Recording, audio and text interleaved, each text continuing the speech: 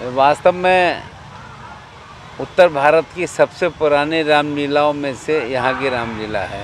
इसका अपना एक अलग महत्व है। जैसे हम बोलते हैं कि तुलसीदास जी के समय से इस रामलीला का प्रचलन है और इसका एक अपना अलग महत्व है।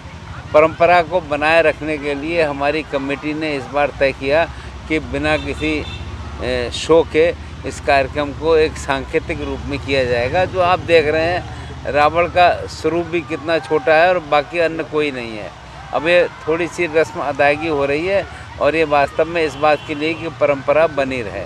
देशवासियों से क्या अपील करेंगे विजयदशमी पे? मतलब वास्तव में इस समय देश के अंदर जो वातावरण है, उस वातावरण के अंदर सौहार्द, एकता, एक रूपता बनी रहे और आदरणीय देश के प्रधानमंत्री जिस ढंग से देश को दिशा देने का काम कर रहे हैं, जिस ढंग से चाहे सीमा का क्षेत्र हो, चाहे देश के अंदर का क्षेत्र हो, इस कोरोना का संकट हो, हर एक काम का बहुत ही बखूबी सफलतापूर्वक वो मुकाबला कर रहे हैं और देश को अच्छी दिशा देने का काम कर रहे हैं। तो हम सब लोग इकट्ठे एकजुट होकर कोरोना के प्रति सतर्क रहें। जो कहा गया है कि दूरी बनाए रखें, चेहरे पर मास्क का प्रयोग करें, ये आवश्यक है। उसके साथ अपने सारे कामों को अंजाम दें। महालक्ष्मीबाई रामलीला समिति रजिस्टर्ड चौधरी मोहल्ला बरेली के तत्वाधान में आयोजित ये 453वां दशहरा मेला था आज, जिसको कोरोना काल की वजह से या कोरोना महामारी के कारण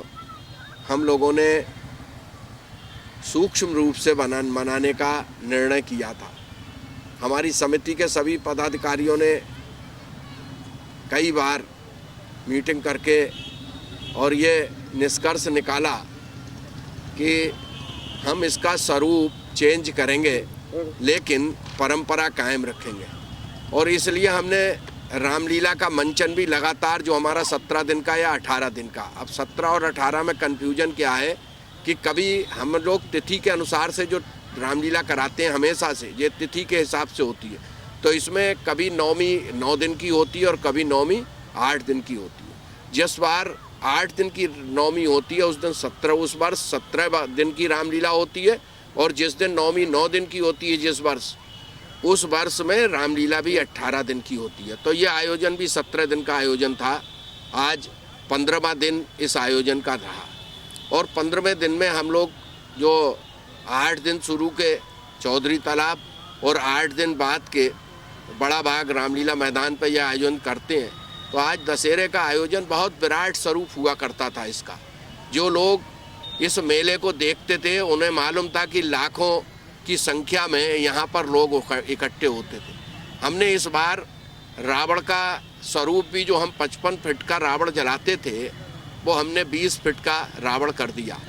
वैसे तो हमारी कोशिश थी कि 15 ही फीट का हम जलाएं, लेकिन लोगों का दबाव, कमेटी के लोगों का और सबका, कि भाई नहीं 20 फीट का तो कर ही लो। ऐसे कह रहे थे कि भाई आधा कर लो, लेकिन करते करते वो 20 फीट का रावण हम लोगों ने 20-21 फीट का जलाया।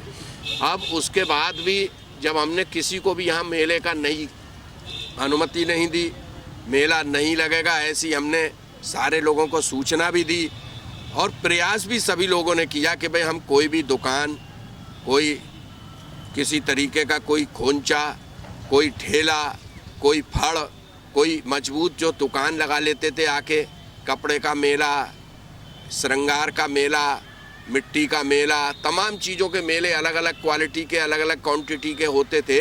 लेकिन इस बार हमने कोई भी ना झूला, ना छोटे छोटे झूले जो बहुत बड़े पैमाने पे यहाँ करते थे आके, लेकिन हमने उन सबको मना कर दिया। बहुत सारे लोग चादर और दरी के लोग आते थे बाहर से, मेरठ से, बनारस से, कहीं जहाँ जहाँ की ये प्रतिष्ठित वस्तुएं थीं, उनके लोग भी यहाँ पर अपनी दुकानें लगाते थे। उन लोगों से भी हमने क्षमा मांग ली कि भाई कोरोना काल में, कोरोना महामारी के चलते हमको जो केंद्र सरकार और आदरणीय नरेंद्र मोदी जी जो भारत के प्रधानमंत्री हैं, और उन्होंने दुनिया के अंदर ये दिखा दिया अपने कुशल नेतृत्व में, उन्होंने जो लॉकडाउन लगाया और ये इस समय कोरोना महामारी से जिस प्रकार की तैयारी करके, भारत की तैयारी, भारत सरकार की तैयारी करके भारत के नागरिकों की रक्षा करी, उनके प्राणों की रक्षा करी, वो बहुत ही सराहनीय है। उसकी जितनी भी हम प्रशंसा करें वो कम है। दूसरी ओर प्रदेश में भी हमारे आदरणीय योगी आदित्यनाथ जी ने भी मुख्यमंत्री रहते हुए जो व्यवस्था उत्तर प्रदेश की ये घनी आबादी वाला प्रदेश था, ये घनी आबादी का प्रदेश है। इसमें 20% हिंदुस्तान की आबादी का 20% आबादी केवल उत्तर प्रदेश में रहती है। और यहाँ इतनी बड़ी आबादी वाले प्रदेश में उन्होंने जिस प्रकार से अपने कुशल प्रबंधन में, कुशल नेतृत्व में उन्होंने इस महामारी के जंग को निपटा और आज भी संघर्ष कर रहे हैं, लोगों के प्राणों की रक्षा कर रहे हैं, वो भी बहुत ही सराहनीय, प्रशंसनीय है। हम लोगों ने भी उनके उसकी आदेशों का, उनकी गाइडलाइन के अनुसार निर्णय किया कि दशहरा मेला भी उसी गाइडलाइन के अनुसार हम लोग मनाएंगे। मेला नहीं लगाएंगे, आयोजन करेंगे, रावण का पुतला दहन करेंगे, उसी के अनुरूप हमने किया। लेकिन फिर भी बहुत सारे राम भक्त यहाँ पर विभिन्न प्रकार से, मेले का ग्राउंड बहुत बड़ा है, लेकिन फिर भी हमने पूरी गाइडलाइन के साथ बहुत अच्छे प्रकार से यहाँ पर दशहरे का आयोजन किया। और आज हमें बहुत ही खुशी हो रही है ये बताते हुए, आज हमारे लिए बहुत सौभाग्य की बात है कि हमारे भारत सरकार के सम्माननीय केंद्रीय मंत्री आदरणीय श्री संतोष गंगवार जी आज कार्यक्रम के मुख्य अतिथि थे।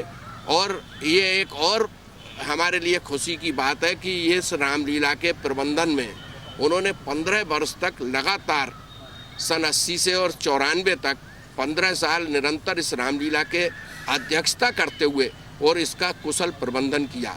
उनके ही नेतृत्व में, उनके ही कार्यकाल में इस रामलीला का स्वरूप दिन दुगना रात चौगुना बढ़ा, बहुत तरक्की करी, बहुत उन्नति करी, बहुत ऐसे आयाम इस रामलीला ने उत्तर भारत में स्थापित किए कि ये तुलसीदास जी के समय की रामलीला आज बहुत प्राचीन रामलीला, और इसका इतिहास, विकास, इसका जो प्रचार चला, उस प्रचार, पहले लोग इस रामलीला को पहचानते नहीं थे, समय बहुत हो रहा था, अवधि बहुत थी, लेकिन उन्होंने अपने कार्यकाल में 80 से 94 तक इसको इतना प्रचार प्रसार दिया, इसको इतना अच्छे स्वरूप से मनाया गया। और आज उसी की परंपरा की, वो उनके मनाने के कारण इसका स्वरूप बढ़ता गया और इसका प्रचार प्रसार भी होता गया। आज ये रामलीला उत्तर भारत में अपना एक अलग स्थान बना चुकी है, ये उनकी ही देन है। आज उन्होंने इस मेले का शुभारंभ किया, उद्घाटन किया, हमारे मुख्य अतिथि थे, उन्होंने ही रावण पर तीर चलाकर इसका जो परंपरा है वो परंपरा निभाई। मुख्य अतिथि के रूप में उन्होंने हम लोगों को इतना अपना अमूल्य समय दिया, हम उनका भी हृदय से आभार व्यक्त करते हैं। और पुलिस प्रशासन, पीएसी, ये लोग भी सब उन्होंने अपनी व्यवस्था कराई थी, फायर ब्रिगेड के लोगों ने भी कराई थी, और किसी प्रकार की हमें कोई कहीं भी असहयोग नहीं हुआ। हम अपने समिति के हमारे तमाम पदाधिकारी, जिसमें से श्री प्रभु नारायण तिवारी जी जो हमारे कोषाध्यक्ष हैं, श्री धीरेन्द्र शुक्ला जी जो हमारे मंत्री हैं, श्री शिवनारायण दीक्षित जी जो हमारे उपाध्यक्ष हैं, श्री गोपाल मिश्रा, श्री अभिषेक मिश्रा, अन्य तमाम कई ऐसे कार्यकर्ता थे। प्रमुख रूप से हमारे ऐसे 10-12 पदाधिकारी बहुत प्रमुख थे, जिन्होंने बहुत अपना दिन रात एक करके, उसमें से ये 3-4 नाम जो मैंने बताए हैं, श्री प्रभु नारायण तिवारी जी, श्री धीरेन्द्र शुक्ला जी, श्री शिवनारायण दीक्षित जी, इन लोगों का बहुत बड़ा, बहुत सफल सहयोग, बहुत दिन रात एक करके उन्होंने जो इस कार्यक्रम को किया, मैं उनका आभार व्यक्त करता हूँ। हमारा दशहरा मेला आज बहुत अच्छे प्रकार से, बहुत बिल्कुल सारी व्यवस्थाओं में सब ठीक रहा और बहुत अच्छे प्रकार से जैसा हम लोग चाहते थे, गाइडलाइन के अनुसार, पूरी गाइडलाइन के अनुसार ये कार्यक्रम हुआ। हम प्रदेश की गाइडलाइन के अनुसार इस कार्यक्रम को करने में सफल हुए। आपका भी, मीडिया का और तमाम छायाकार बंधुओं का भी मैं आभार व्यक्त करता हूं कि उन्होंने हमें जो कवरेज दी। मैं विशेष तौर पर दैनिक जागरण, अमृत विचार, हिंदुस्तान और अमर उजाला के लोगों का, तमाम इलेक्ट्रॉनिक मीडिया का भी मैं हृदय की गहराइयों से आभार व्यक्त करता हूं कि उन्होंने इस रामलीला का बहुत प्रचार प्रसार में सहयोग किया। उन्होंने बहुत अच्छा हमको सब समय वहाँ पर स्थान भी दिया और इसका प्रचार प्रसार लोगों को समाचार पत्र के माध्यम से कराया, इसका प्रचार भी कराया और लोगों के अंदर जो भावनाएं बढ़नी चाहिए थी, धार्मिक भावनाएं बढ़नी चाहिए थी, उन भावनाओं का, क्योंकि हम ऐसे भगवान राम के आदर्शों को इस रामलीला के मंचन के माध्यम से लोगों के मन में बैठालना चाहते हैं। क्योंकि आज इस बदलते युग में लोग एक तरफ सोशल मीडिया, इलेक्ट्रॉनिक मीडिया और तमाम प्रकार की जो हमारे पास जो आज हम मोबाइल क्रांति के नाम से जैसे जानते हैं, इसके इंटरनेट और जाने क्या क्या, इसमें यूट्यूब, अब तो जाने क्या क्या आ गए हैं।